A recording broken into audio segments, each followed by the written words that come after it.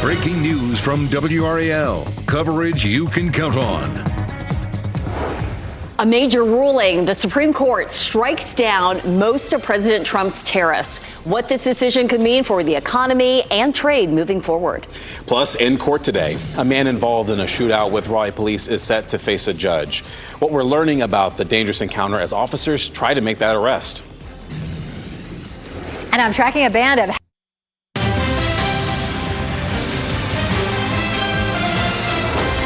Former Prince Andrew is facing new scrutiny after British police detained him for hours over his ties to Jeffrey Epstein.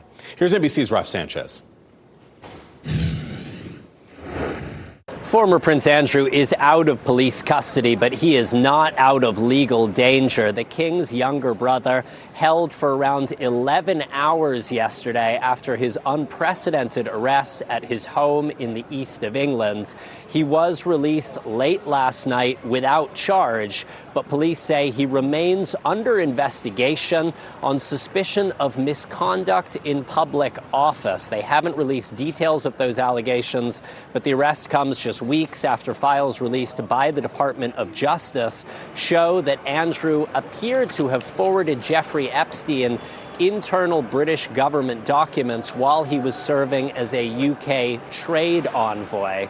Now, King Charles was not given a heads up about the arrest, according to a palace official, but he did release a statement promising police our full and wholehearted support and cooperation, saying, "Let me state clearly, the law must take its course."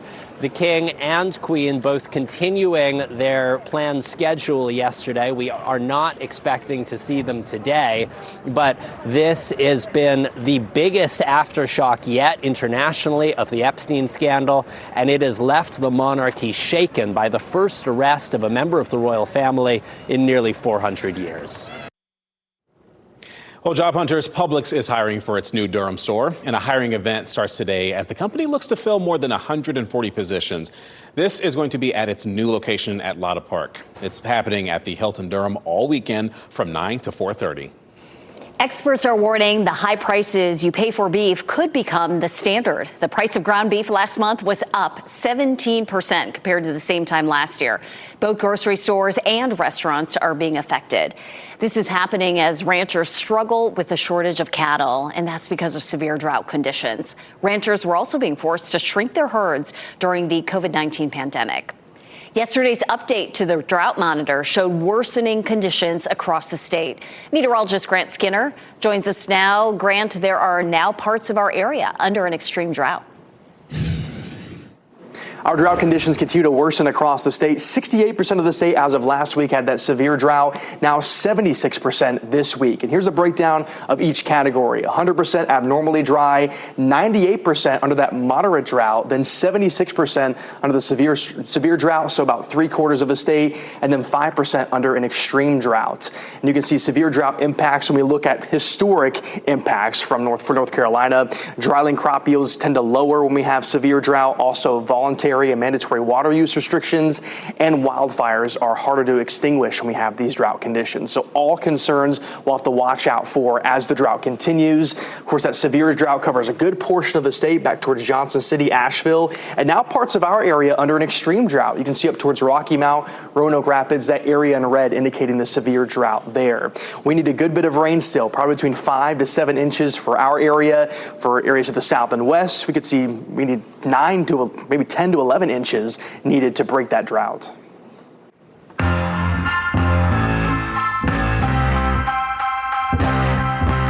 Oh, a weekend of fun events is planned for the Triangle. It is time to take a look at WRAL's Out and About Best Bets. If you missed Andrea Bocelli's performance at the opening ceremony at the Winter Olympics, you have the chance to see him in person. The opera singer will be at Lenovo Center in Raleigh tonight. It is part of his Romanza 30th Anniversary World Tour. It starts at 8 and tickets are still available. And tomorrow in Durham is the Cupid's Undie Run. It's kind of a fun way to raise awareness and fun groundbreaking research for neurofibromatosis. The event starts at noon at Motorco Music Hall with a party and the fun run in the underwear. Well, that starts at 2. That looks fun. I won't do it, though. Monster trucks will be roaring at Lenovo Center this weekend. There are 3 Monster Jam shows if you want to go. One is tomorrow, and the other 2 are on Sunday. Tickets are available online. And for more weekend best bets, go to WRAL.com and search Out and About. And we do have chances for rain this weekend. Sunday is looking wetter, but right now we're dealing with a band of showers and storms, Elizabeth. Yeah, we are. So this band continues to move eastwards, mainly along the I-95 corridor. We've got more of that heavy rain that's moving into Wilson County right now, parts of Johnston County. It's about to move into Fayetteville. We'll zoom in and you can take a little closer look here. You can see it moving through Smithfield, headed toward Goldsboro. We have some really heavy rain falling in Wilson right now, as well as Dunn. And as I mentioned, we're about to see it in Fayetteville. Give it about another 10 minutes. Moving right over Rayford, too. And this is a look at where it came over the Garner Tower camera. This is in eastern Wake County.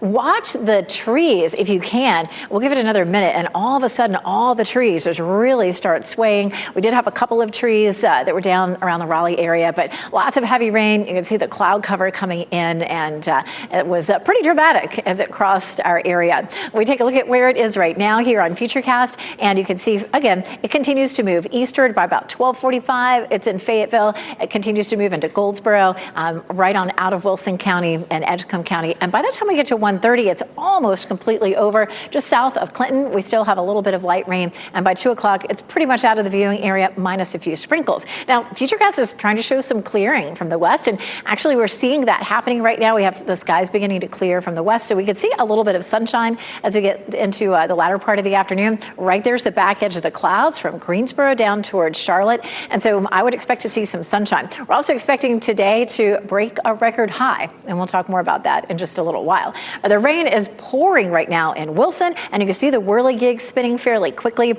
Earlier we talked about some of those maximum wind gusts.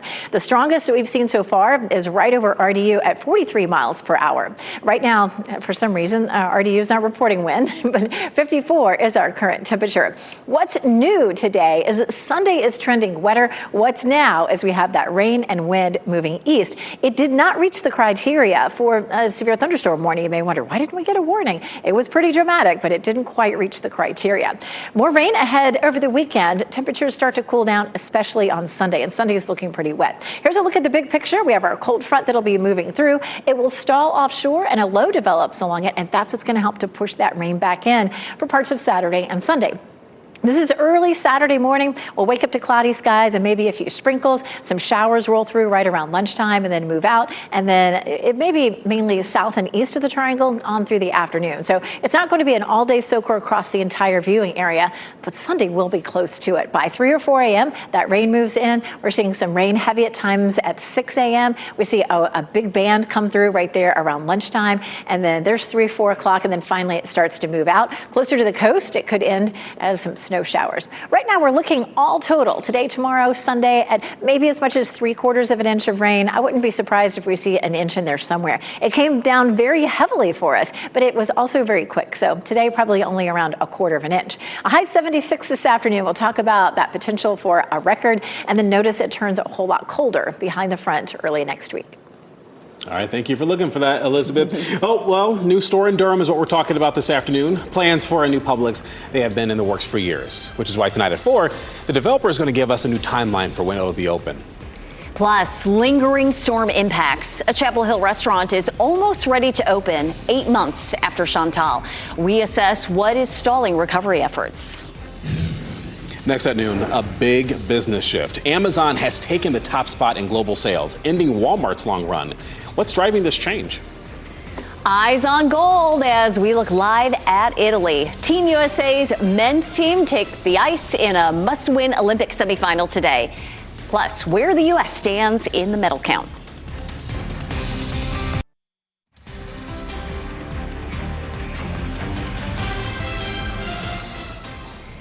Cloudy in Clinton, but there is some sunshine peeking through as showers move across our area. You're watching WRAL News, available on YouTube TV and the WRAL app on your TV or streaming device. President Trump says he wants government files on aliens released. He says he's directing the Defense Secretary and other agencies to identify and make those documents public. This comes after former President Barack Obama talked about the topic in a podcast interview. Obama later clarified he saw no evidence of aliens while in office, and his comments were based on personal belief. Trump criticized those remarks yesterday while speaking on Air Force One. Amazon is now the world's biggest company by sales. It brought in more than $700 billion last year, surpassing Walmart in its 13-year run at the top. Amazon's growth in cloud computing and advertising helped push it ahead, but Walmart's U.S. business is still strong in gaining ground on rivals such as Target. A feud is brewing in the world of chocolate. The grandson of Reese's founder claims Hershey changed the recipe for its peanut butter cups. Hershey says the candy still uses chocolate and peanut butter, but admits that some products have been adjusted for new shapes and flavors. All right, here's what we are watching for today and the Winter Olympics. Today at 3:10, Team USA's men will play in the hockey semifinals against Slovakia. And if they win, they will likely play Canada in the final on Sunday. And medals will be awarded in events including freestyle skiing and speed skating. In terms of the medal count, we've been watching that very closely. Norway is still in first at last check. Now, with it appears to be 37 medals there. Team USA is now second with a total of 27 medals. Italy in third with 26. And Japan and Germany round out the top 5. Team USA's closing ceremony flag bearers are Hillary Knight and Evan Bates. Hillary Knight is captain of the women's hockey squad that beat Canada for the gold medal. And Bates is the ice dancer who won a gold and silver at these Olympics with his partner and wife, Madison Chock. The closing ceremony is on Sunday, and the Arena de Verona is preparing to host it. The arena has stood for nearly 2,000 years. You can watch the ceremony live on WRAL Sunday afternoon, starting at 2:30. An encore presentation starts at 9 p.m. Your time is 12:25. A safer Durham. City leaders are announcing a new emergency task force to address recent violence. What we are learning about the effort to keep the community safe. Plus, a record-breaking mission. Duke researchers are leading a push to train 30,000 people in CPR in a single day. How this attempt could make a real difference in emergencies. And we do have a look at your winning NC Education Lottery numbers right here on your screen.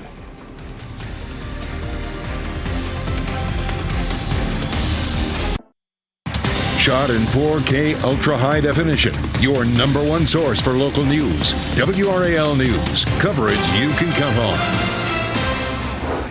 Durham's mayor is taking new steps to address recent violence in the city. Within the hour, Mayor Leonardo Williams announced he is forming an emergency task force. Let's go and bring in WRAL's Monica Casey. She is there a little bit more with the effort to keep the community safe. What did you learn today, Monica?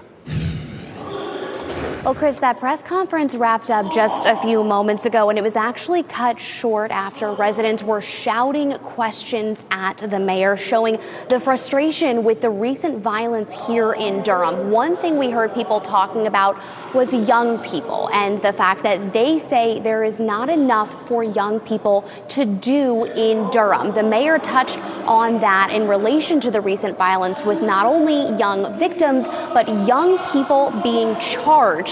Take a listen. 22 people have been shot so far in 2026. And this is also an interesting paradox. We are looking at now versus last year versus the last 14 to 15 years, and we're seeing crime down, violent crime down, lower than we have in many years. But it is really hard to celebrate that we are trending the right way when we have such a concentrated string of shootings among so many young people. And the mayor there referring to the most recent crime report that we dug into yesterday that shows in 2025 compared to 2024, violent crime was down. However, we have had a violent week recently in Durham. The mayor says he is creating street safety teams that will be made up of community members. We'll have more information on all that coming up for you on WRAL at 4. For now, live at City Hall, Monica Casey, WRAL News. right, thank you for following that for us, Monica.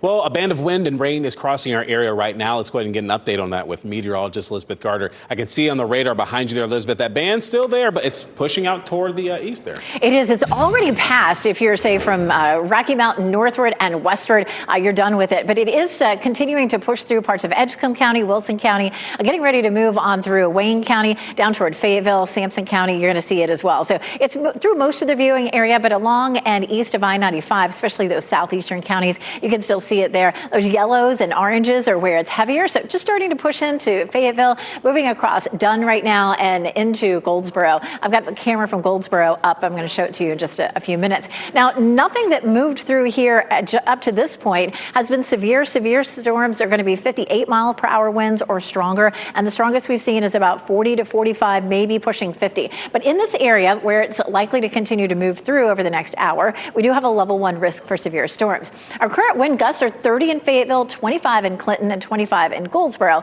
But again, our highest wind gust at RDU at about 43 miles per hour, 39 in Fayetteville, and 28 in Goldsboro. We take a look at Goldsboro, and you can see the camera really shaking around. You can see the leading edge of that rain. We'll come back and take another look at this in a few minutes. Probably in about 5 minutes, it's going to be dumping rain right here.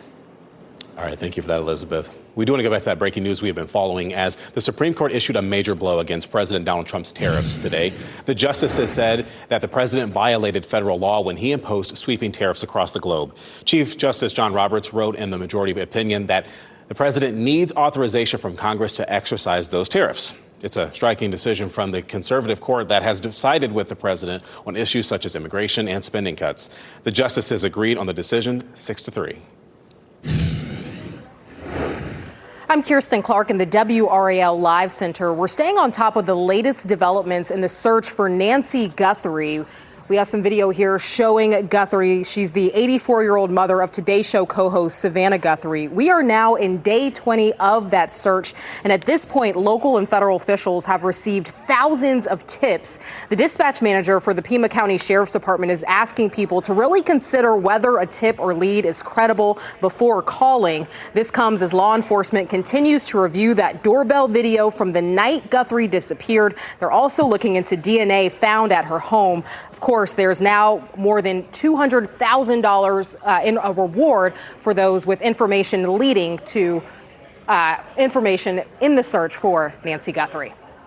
Kirsten, thank you. Lee County deputies arrested a man accused of gang-related crimes. 30-year-old Jonathan Ayala Melendez of El Salvador is a transnational member of MS-13. He was wanted in El Salvador on kidnapping, murder, and attempted murder charges. Authorities say he was found after a crash with injuries on US 1 this week. He was later identified through a fingerprint scan. He is now being held without bond and has an immigration detainer on him. Wake County Public Health will reopen on Monday. It's actually been closed for a week to relocate to a new facility. It's now on Swinburne Street. It's actually just a little more than a mile away from their old location. There is expanded space and new amenities, and vaccinations, health screenings, and other public programs will also resume on Monday. We are starting to see some significant damage from the strong wind gusts that are moving through the viewing area. As Elizabeth showed you, let's go live to Destiny Patterson in Cary. Destiny, what's happening there? Renee, we are right in the Hidden Oaks area of Cary. You can see some of the debris here on the ground, lots of miscellaneous branches. But really take a look here at this tree. This really puts into perspective just how strong those winds are that we heard from our meteorologist. We also had a viewer send in a photo of this tree because you can see it's just fractured off at the top because of those strong winds. And a big chunk of it is kind of hanging in the rest of its branches as well. That viewer who sent it in, he tells us that the whole building shook. At one point, he thought maybe it was a tornado. Our meteorologists are not saying it was that severe. But again, we can really see just how strong and heavy those winds are. Of course, we are going to be surveying a couple of other areas as well, and we'll let you know what we see. Destiny Patterson, WRAL News, live in Cary. FEMA feud. What happens now after North Carolina sued FEMA for more funding? Plus, help set a record.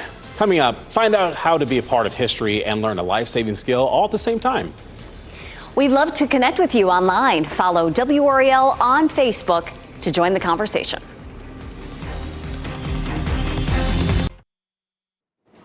Some North Carolina towns say they are getting the runaround on disaster preparedness funding. They were promised millions in federal grants 2 years ago, but FEMA later canceled some to cut spending.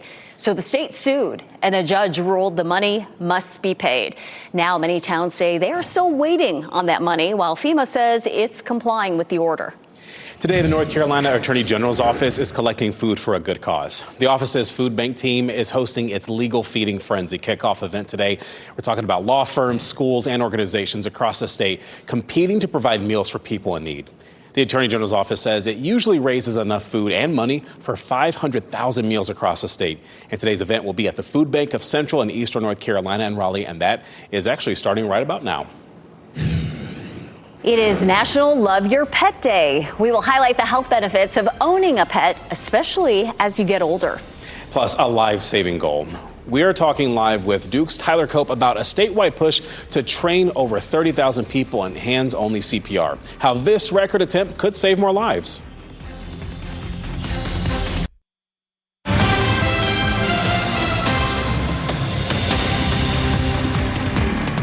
We have breaking news in the WRAL Live Center. The Raleigh fire crews responded to a fire on Laurel Hills Road in Raleigh. We have video here. Our crews were on the scene.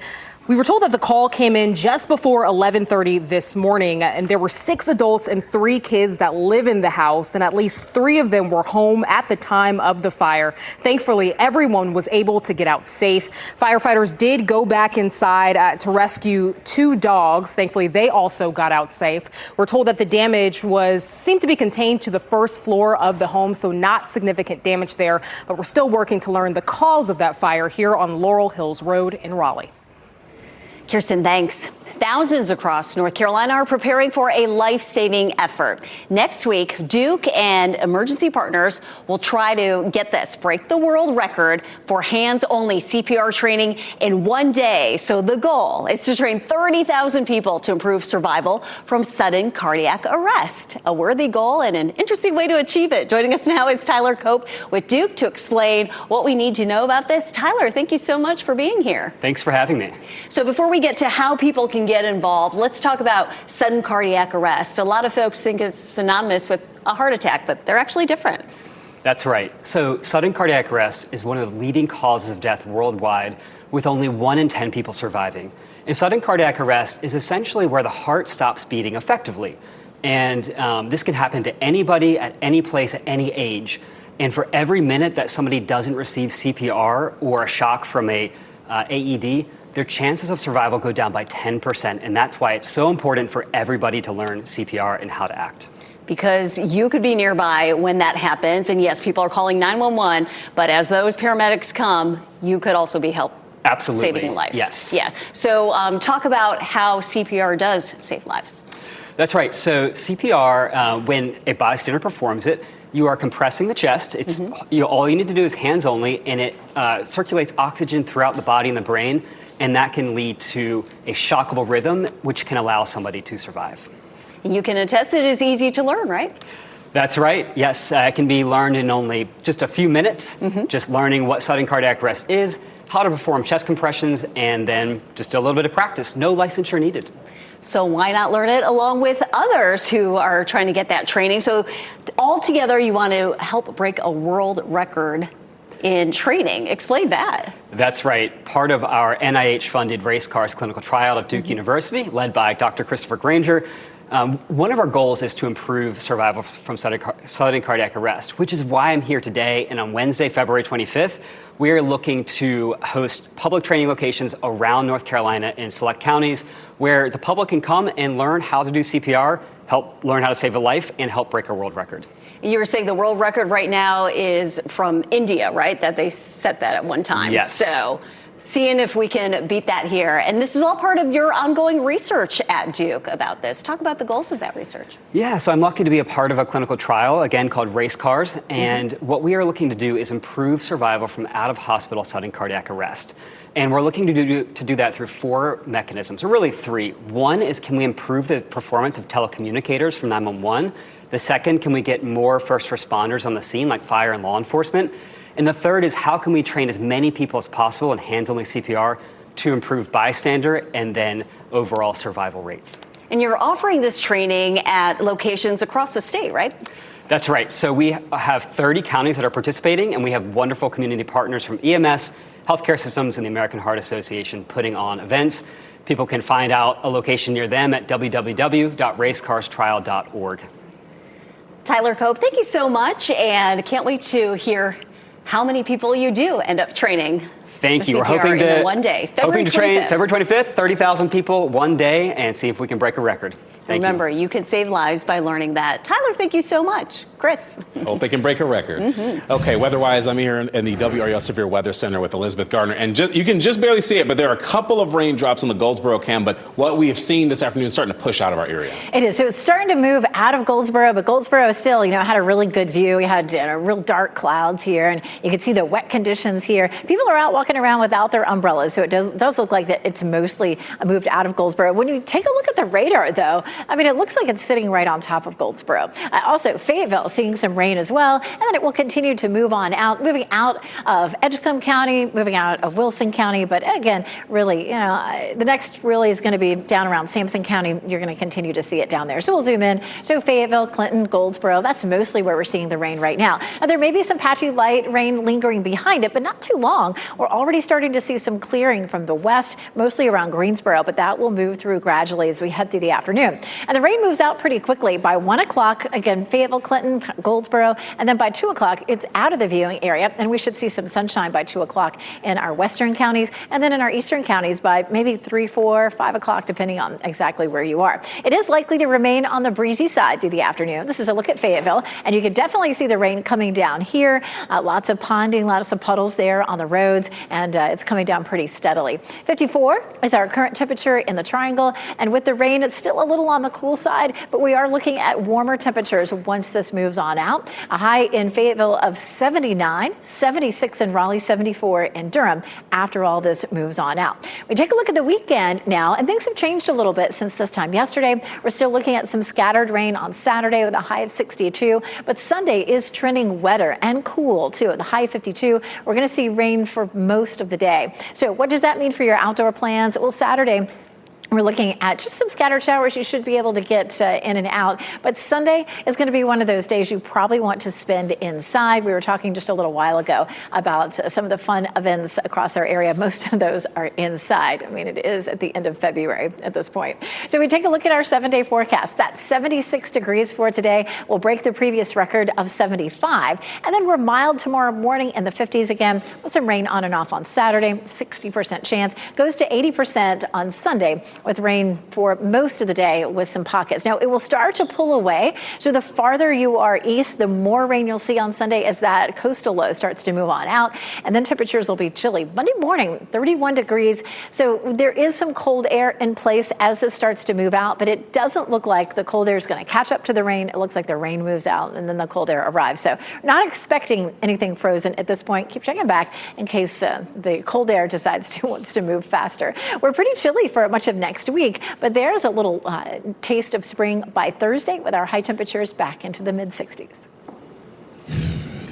Thanks, Elizabeth. Remembering actor Eric Dane, we are looking back at his life and the roles that made him such a fan favorite.